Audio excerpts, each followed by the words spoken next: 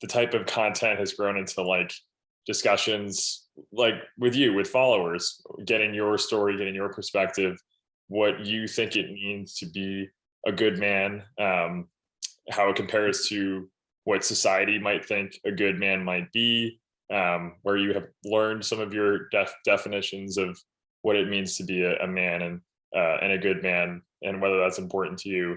And so those are kind of our core questions to get at like your perspective on it. And then we have half an hour and the conversation can wind itself into interesting areas. And Sure. that's kind of the best part. So that's kind of me and where I hope the conversation goes.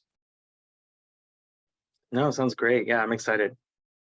And so how did you, what is interesting to you about this topic? Why is it important for you enough to reach out and want to share some of your perspectives? I really do like talking about mental health and just what that means and the stigmas associated with it, but I've never really brought in the identity of being a man and mental health. I definitely bring up aspects of it sometimes, but it was never the core conversation. So I was really excited to see, you all open up the space, and I really just like talking about this stuff. So I thought I bring my perspective to the table, and just being a man myself, as well as identifying with the mental health community as well as an advocate.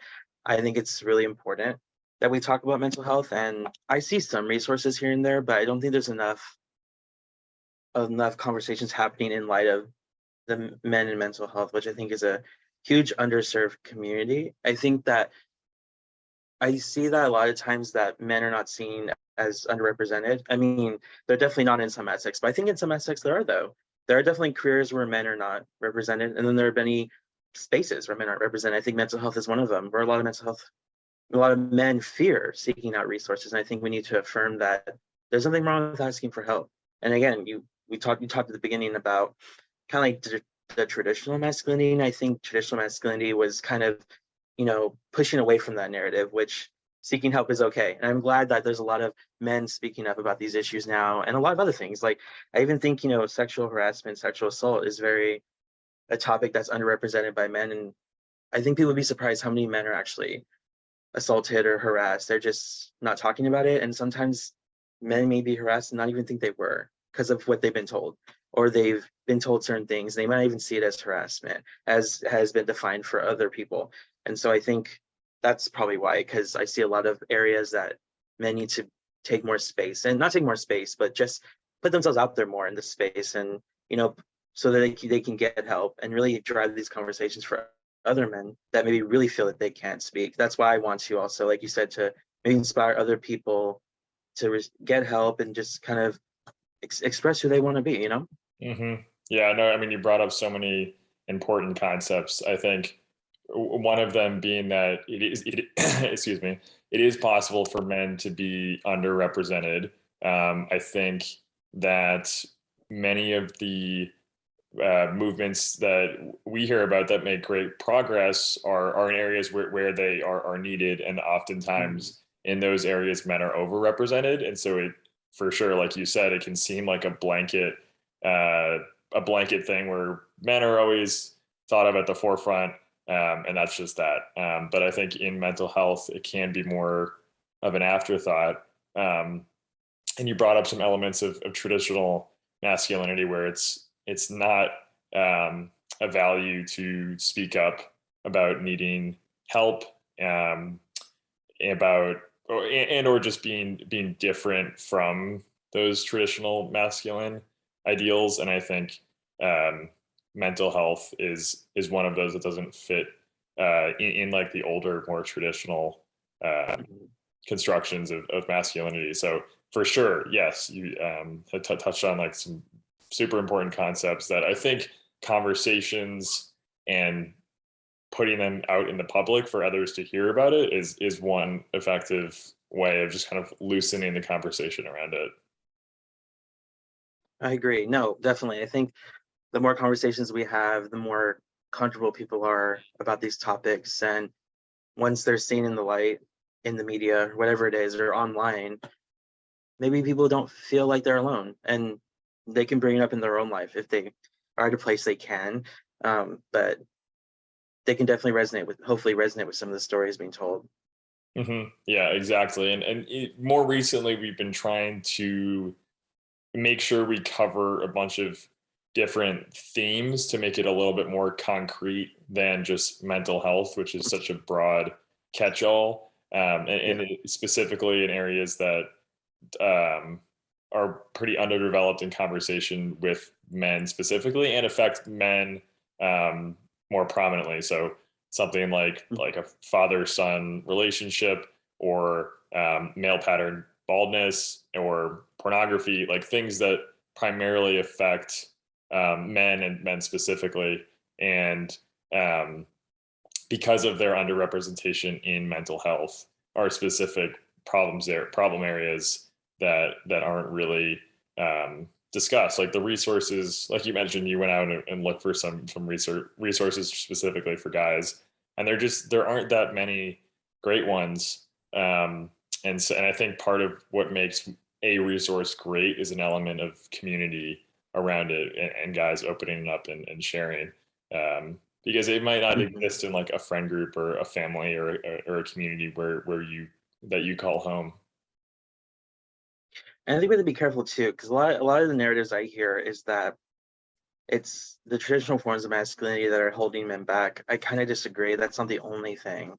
I think a lot of people have adopted these behaviors, which is why it's interesting to see it as just traditionally masculine behaviors, because there are people out there who still exhibit these behaviors that may not be masculine, or maybe, you know, even women. I see a lot of women that may shame men for opening up for emotions. You even see TV and, like, you know, teasing that men who show their emotions are real men. I see that on TV, and I know it's joking. I know it's not taken seriously, but there's still an underlying message there, and it's saying poke fun at men and their emotions. And even though it's a joke, I don't know how men might feel about that. And so for me, when I hear that, it's I, I understand it's a joke and it's, you know, it's all fun, but I still think that there are people in the world that perpetuate these ideas. And I think that if we're going to come together, it's not just men who need to support men, it's everyone has to support each other. Because that's just my opinion. Like, if it's really hard to make progress as a single group, and there are groups that have done it. I mean, you look at the women's rights groups, they've definitely pushed themselves and, you know, the support of men to get to where they are. And I think that men definitely need to open up more about some of this stuff. But I can understand it being hard. And that's why, you know, when I talk about this stuff, it's, you know, your partners, your family being supportive, because for some of these men, they've had to, you know, be a certain way for like almost their whole life. So it's, how do you expect them to open up and be vulnerable when they have been taught a certain way and they've adopted these principles? You know, so I think that when we encourage more opening up in mental health, you really have to be patient, though. You can't expect immediate results, especially for men who have had to conceal their emotions for almost their entire lives, maybe. And so I think that can be incredibly shocking. And it's like almost a culture shift and like a whole dynamic of a new behavior they have to learn. And so you have to really be patient with it. So sometimes it may not seem like men are opening up, but maybe they're on a good path, though. And I think we have to be mindful of that as well. Yeah, no, those are such good points. Especially the point that all of the um, not all of the narratives or comments coming or pushing up against men from opening up come from other men. I think that's a really important point, is that it could come from partners or coworkers, media, movies and TVs, like you said, that are kind of enforcing those unhelpful standards. And it's not just the big tough strong guy saying, "Hey, shut up, don't talk about that." It can come in it can come in a more in more various forms. Yeah, I agree. I think that's a really good point. The other thing that you mentioned that I thought was interesting, well, just on the topic of media, I think a lot of harmful narratives can be cloaked in humor, where one instance, fine, funny, laugh it off, but repeated small instances of the same kind of joke against a certain kind of person or behavior does build up over time. And our brains are sponges, and they're constantly learning what's okay and what's not. And so I think, even though, like you said, yeah, one instance, it's just a joke, laugh it off, but repeated with our screens everywhere, repeated instances of that could harden into something more like a standard or a norm. Yeah, something I'm thinking about when you say that is men and body discrimination. So for me, I see that a lot, and I hear the argument from people that men don't experience, not exactly experience, but they don't experience.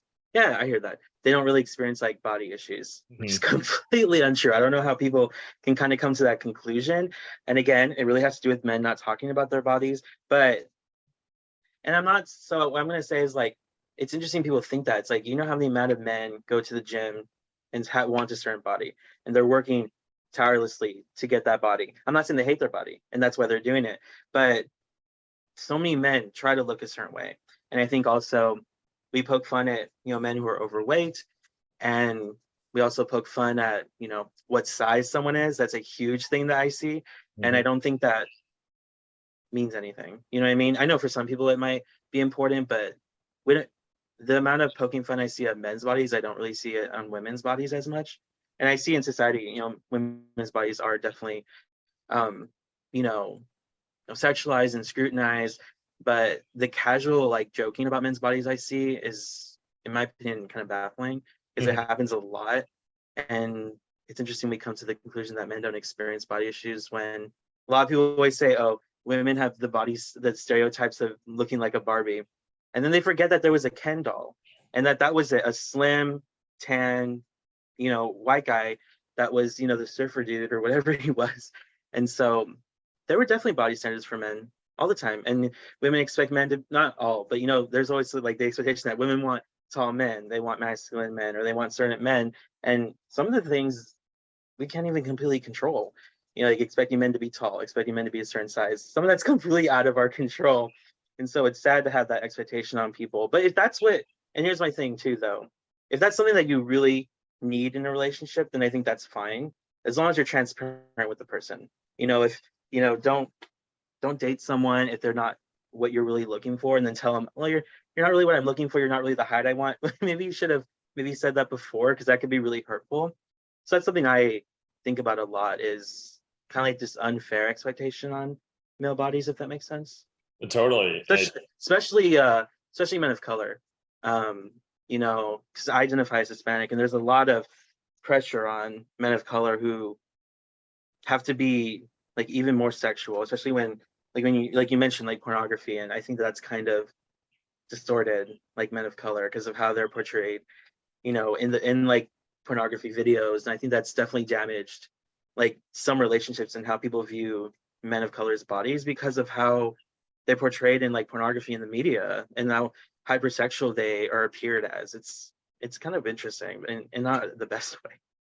Totally. I think pornography is an arena where stereotypes are leveraged to the extreme. So if there is a stereotype to exist, it will play out in a very dramatic and extreme arena in that realm. So totally, I think the stereotypes for men of color play out there for sure. And same thing, those kind of repeated, like watching and digesting of that content can definitely influence real life relationships for men of color in those relationships. And yeah, on the body image issues that men struggle with, I think it's, again, like you mentioned, of like women's bodies are for sure subject to the scrutiny and sexualization, but there's also more conversation talking about it, supporting women through it, and men haven't really had that movement yet to bring up that level of support. And so it feels kind of like not the last, but a frontier for like a body image struggles and awareness, bringing that to men, because it is like men's own flavor of body dysmorphia and body image, and it's connected with the gym and fitness culture on Instagram and TikTok. And I love the Ken and Barbie. It is just, I mean, it's genius. It's like, I don't think I've ever heard that so eloquently put. Like the Barbie sexualized perfect female body, and she has her counterpart in the male Ken, and that captures it perfectly. I think it's been ignored in like our social consciousness for many, many years. And I think it is because like you would see, you know, more girls were playing with dolls and a lot of boys weren't playing with dolls. So that's why people can make the assumption that Ken didn't really have an impact on boys. But I still think that no, but it has so much to do with it. I mean, when girls play with dolls and they're kind of internalizing the Barbie's body into theirs, they're also looking at Ken's body and saying this is the ideal type. So it does have a lot to do with men, and just the role of men and women in the relationship. And I mentioned women, but you know, I want to clarify. I also mean like everyone. You know, like um, expecting people to be tall, a certain body type. That's coming from men as well. You know, like people who are in, you know, same gender relationships. So it's definitely a lot, especially when you look at the LGBTQ community. Since I identify that way as well, you see like bears and cubs and otters, and yeah, I find that very interesting. And I was questioning like the purpose of it, and I understand why. Is because maybe LGBTQ at a time wasn't really embracing different body types, and it was still only being inclusive to a certain type of man. Mm-hmm. And so unfortunately they've, you know, people of LGBTQ have had to break off and be and create their own communities because they weren't embraced on the grand scale of LGBTQ, which is why you have a lot of different communities in LGBTQ. Mm-hmm. That's like that's why I think that exists. And so it's a good thing. But I'm hoping one day that, you know, LGBTQ can just embrace everyone. If it's men of color, if it's men who have different bodies, men who have mental health conditions, everything. So it's not just a certain type of man that's being represented at these like LGBTQ events. Right. And so it's what you're saying is like within the community, within a community that has already experienced some level of discrimination, that there is like, of course there's still more work to do, and that there was communities created within that community for further looking for further acceptance. And the dimension you mentioned was body image and body type.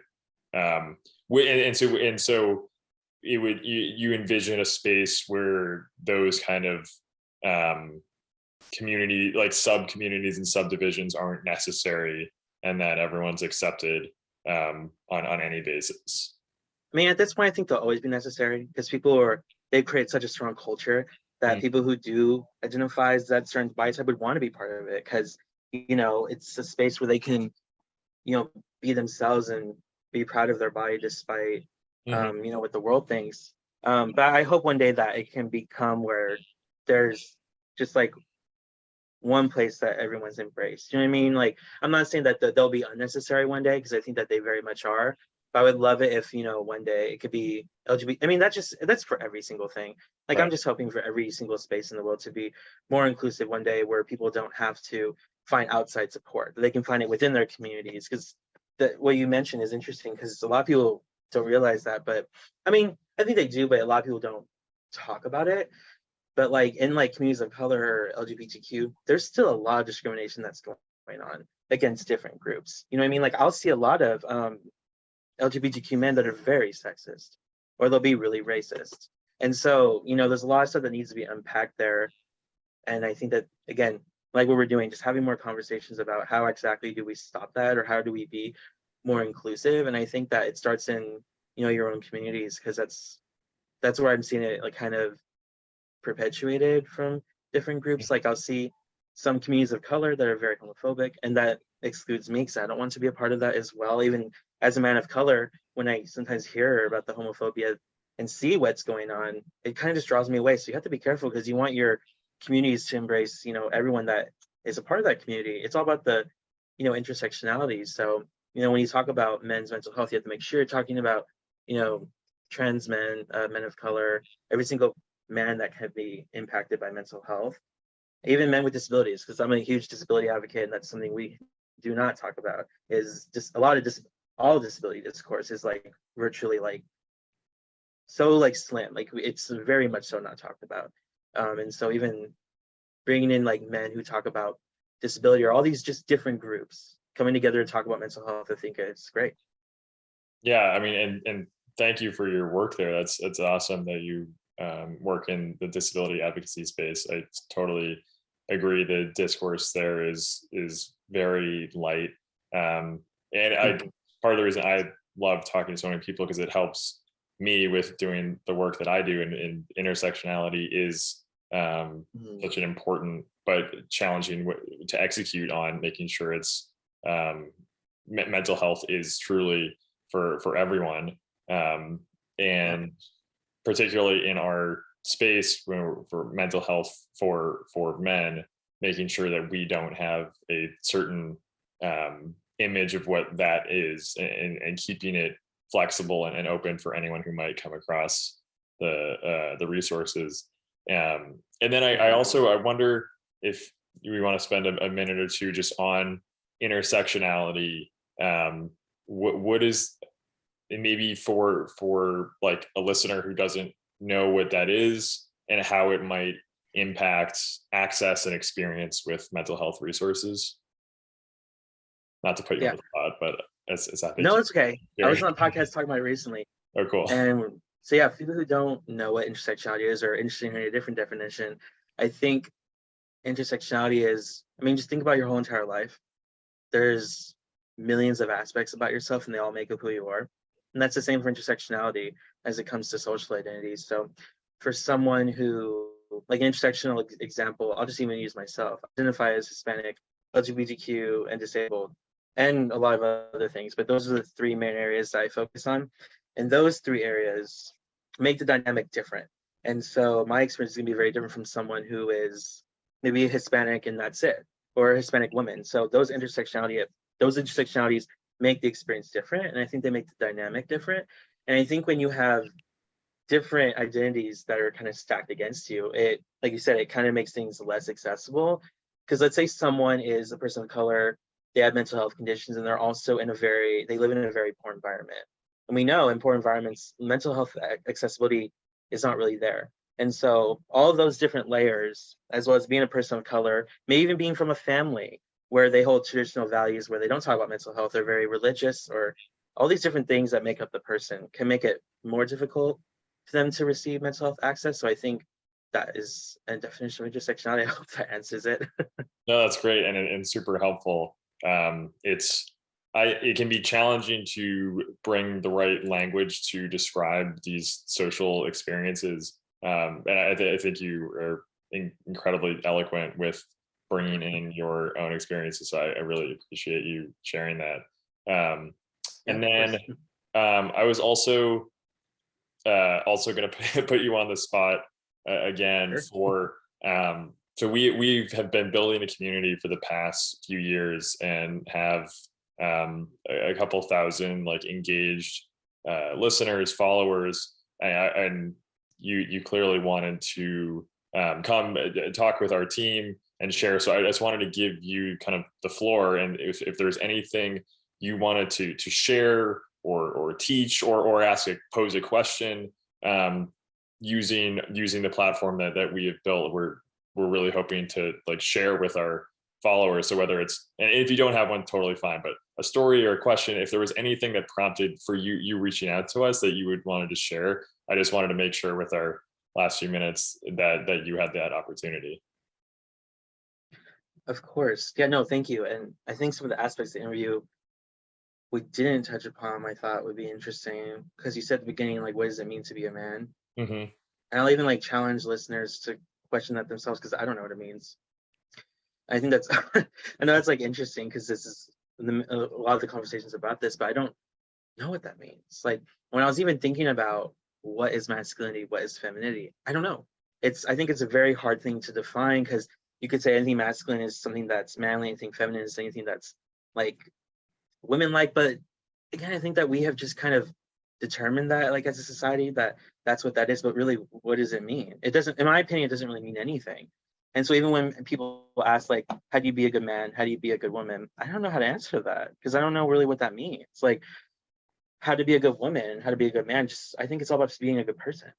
And, you know, being there for your partner, being there for your coworkers, being there for everyone, and just being bringing your authentic self to the table and just being a good person, because that's all I can ask, is just being a good human, because I don't know what being a good man or being a good woman is.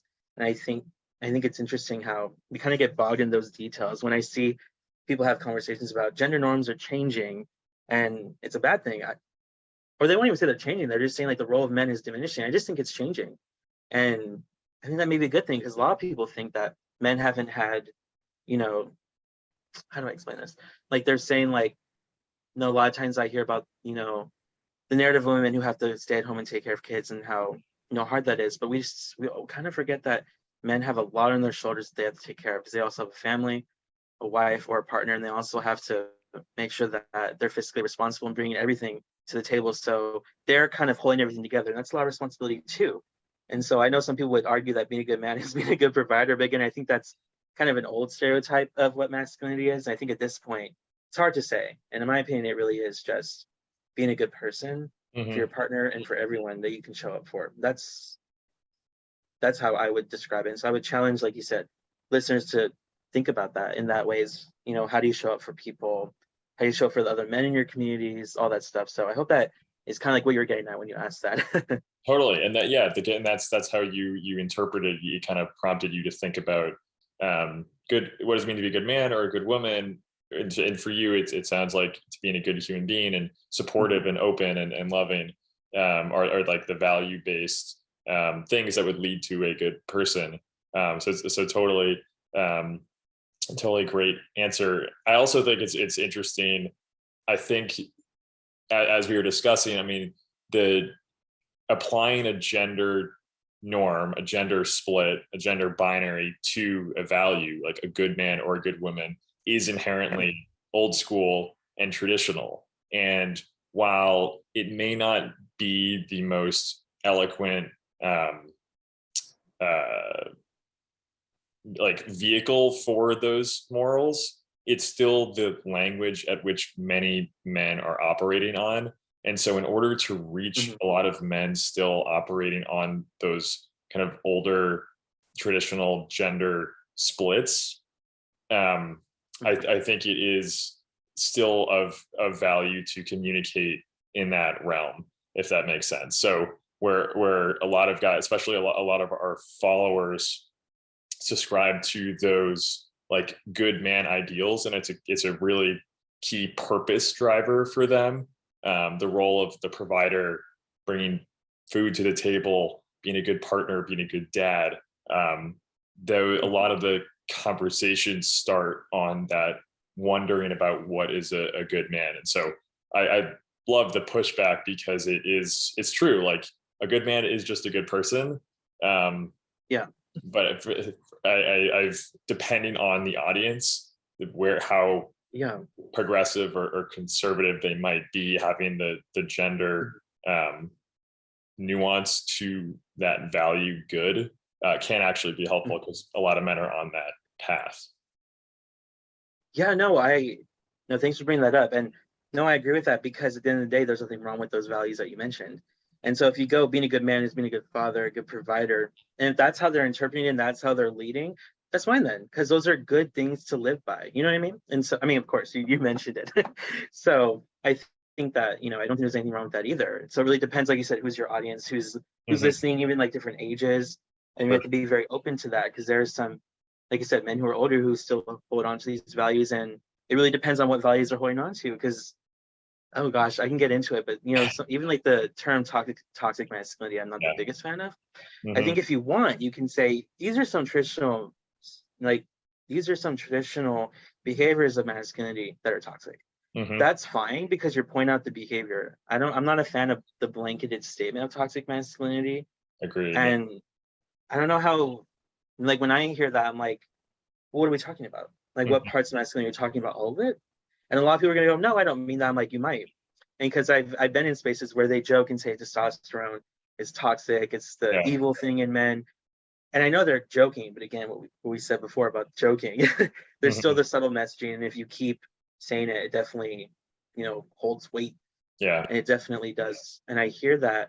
And I think that isn't right, because you can pinpoint anything and anyone in any group and say, this is a toxic behavior. But we don't blanket them and say this group holds this toxicity. No, it's that person. Even if the community at large is kind of exhibiting a certain toxic behavior, we should just say this behavior is toxic, but it's not because of this community. This community is just perpetuating it. Does that make sense? That may sound kind of confusing. Yeah, for sure. It's like, you're kind of separating toxic from men. It's like, okay, it's a toxic behavior, but it may not be toxic masculinity as a blanket term. Oh, sorry. You go ahead. Well, I was just going to say also, like what I said before is, there are some things that people have deemed toxic masculinity, but I find it interesting when different genders are performing it as well. And so when I see different genders or holding on to values of toxic masculinity, do we still call it that? Do we say it stems from toxic masculinity? Because they're perpetuating something very different then. Is it toxic masculinity, or is it just perpetuating toxic behavior? And that's what I think it is. And then there's nothing wrong with that. I'm not saying that we can't criticize the toxic forms of masculinity. No, I'm not saying that at all. But I think the blanket statement pushes men away from the conversation because they don't want to feel they're toxic. They don't want to feel their being identity is toxic, and that's what it can sound like. And who wants to hear that? No one wants to think that their existence or consciousness is toxic. You know what I mean? I mean that's perfectly put, because that term just triggers a defensiveness in guys. Yeah. And nothing productive happens when that trigger word is put out there. And a lot of people criticize that and say, well, a lot of men, because a lot of men, their masculinity is so fragile. It's like, can you just put yourself in their shoes for a second? And what if you were called that? Like, what if your being as a woman was labeled as toxic? How would you feel? Like, you wouldn't feel good. And you would probably deny that. And you would say, no, I'm not toxic. And not all forms of femininity are toxic. Yeah, completely. That's completely true. But we shouldn't be pushing this like grand narrative that all forms of masculinity are toxic, because then like we just said, it makes men defensive and they don't really want to have conversations about masculinity. And last thing I'll say, what I find really interesting is every time I love this conversation a lot, actually, because every time I see conversations about masculinity, it's always about toxic masculinity. And that's my experience. I know there's definitely other workshops and stuff out there about positive masculinity, but I've never seen a lot of spaces or workshops or anything where it's dedicated to just talking about healthy forms of masculinity. It's always about how do we like dismantle the destruction of masculinity, instead of it being about, well, there are bad stuff and good stuff. Let's focus on how we can strengthen them, and definitely how we can, avoid the toxic forms of it. So I wish we would see more stuff like that. Yeah, I mean, yeah, the first step is just seeing that nuance, and it's lost on a lot of people. There was a very cool research framework we published like about a month ago that tried to break down masculinity into 26 different variables, and basically decide whether they were healthy or unhealthy based on the outcomes men experienced. And so some of the variables correlated with unhealthy outcomes was like violence against women, disdain for homosexuals, playboy mentality, pursuit of status. Those were negative variables that scientifically, across a sample size of like 20,000 people, men who exhibited those traits had poorer life outcomes. And so it was really cool. And then there was positive ones like being a good father and a good listener and all sorts of other things that were positively correlated. So you can literally see which variables of masculinity were toxic or not. And you captured that nuance, but it is lost on a lot of folks. I want to be respectful of your time. I know I only got half an hour with you, but I would love to continue the relationship. Your fluency in these topics is really deep. It's super obvious. You kind of ooze intellectual curiosity and fluency, which is super refreshing and kind of rare to have the right language for it. So I would love to continue the conversation at some point. Oh, of course. Yeah, please let me know. And any way I can support what y'all are doing, I think it's great. And yeah, anything I can do, I think this is super important. And it's something I wanted to talk about for some time, because like I said, I've never had the platform to really talk about it. I've been on a lot of podcasts, but it's never been about conversations about men, what it means to be a man, men's mental health. I could definitely probably bring this stuff up to the interview, but it felt really relevant. It doesn't feel like it's needed in that conversation because it's about something totally different. But I like that, you all are facilitating these conversations, such as followers, just anyone who wants to share their story. I think that's the most important thing, is making sure we get the everyday person share their story. Because in my opinion, every single person has like this enriched history and a beautiful story. It's just they're not giving that platform. So I love what you all are doing. Awesome. Well, I really appreciate you joining. And it may take me a little bit because I'm not the best video editor, but I'll send you over some clips of our talk, and you can be like, that one's cool, that one's not, that one's cool. and then we can share it. And you have good company. We got a ton of interest and responses, so we're a little bit overwhelmed, but we're talking to like 20 or 30 folks over the next few weeks, and so you'll be in good company with some really interesting players, I think.